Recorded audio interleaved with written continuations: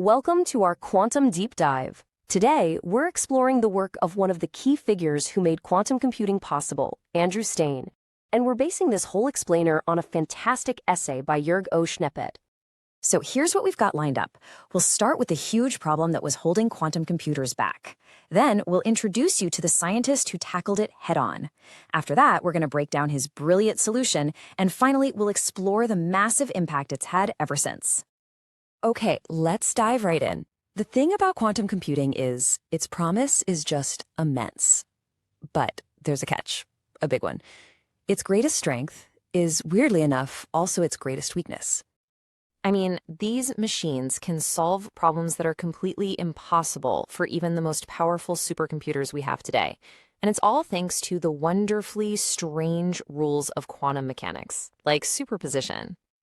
But, and this is the big but, the very thing that makes them so powerful also makes them incredibly delicate. It's like building a skyscraper out of soap bubbles.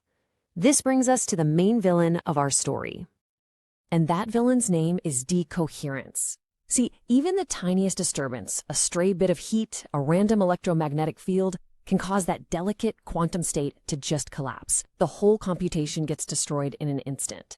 So this is where our hero, the architect Andrew Steane, enters the story.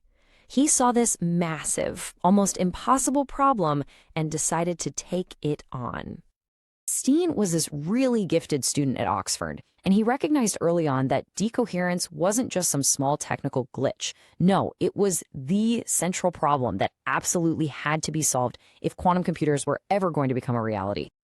Right, so this leads to a pretty fascinating question, doesn't it? It's almost a riddle.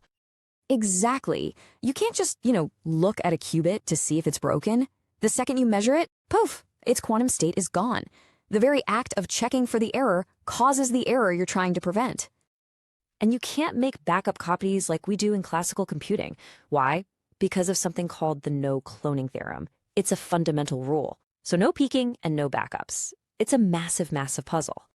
Okay, now what's really amazing here is Staine's genius solution, redundancy. He came up with the system to find the symptoms of an error without ever looking directly at the patient.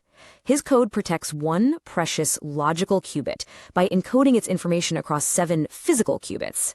Then, using helper qubits, you can check for errors without messing up the original data. These checks give you something called an error syndrome. It's like a clue that tells you exactly what went wrong and where, so you can go in and fix it. It's just brilliant.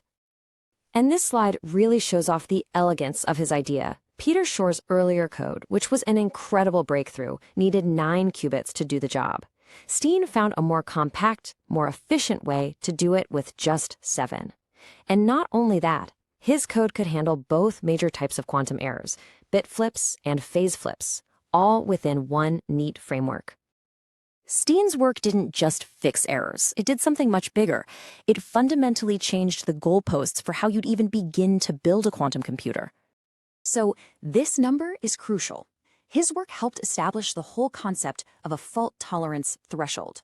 Basically, if you can get the error rate for each operation below this magic number, you win. Errors can be corrected faster than they appear. And that means, in principle, you can scale a quantum computer up to do something absolutely amazing. And Steane completely understood the profound implications of what he was doing. He knew that quantum computing could break pretty much all of our current cryptography, but he also saw that it could be used to create new, completely unbreakable forms of security. So let's fast forward to today and look at his legacy. His concepts aren't just a history lesson. They are still absolutely central to quantum research happening right now. Yeah, the Steane code was a total catalyst. It led to whole families of new codes, the so-called CSS codes. It also inspired much more advanced methods that are being worked on today, like surface codes. And maybe most importantly, it gave researchers and engineers the confidence that building a large-scale, fault-tolerant quantum computer wasn't just some sci-fi dream. It was a real engineering challenge they could actually tackle. So the big takeaway here is that while the path was laid out decades ago, the race to build a truly useful quantum computer is happening as we speak, and it's all being built on the foundations he designed. We really hope this look at Andrew Steane's work, which again was beautifully detailed in the essay by Jörg Owe Schneeppert, has helped illuminate a really crucial piece of the quantum puzzle for you. Thanks for joining our deep dive. Goodbye, and for more information and to read the source material, please visit schneeppert.de. Schneeppert.de is a private project by Jörg Owe Schneeppert dedicated to promoting quantum technology. Its mission is to present knowledge in a way that is clear, precise, and transparent for those just starting out, as well as for experts who wish to deepen their expertise. He firmly believes that education and access to well-structured information are the keys to unlocking the full potential of this future technology. If his work helps you realize your own visions and actively and consciously shape quantum technology, then the goal of his project has been achieved.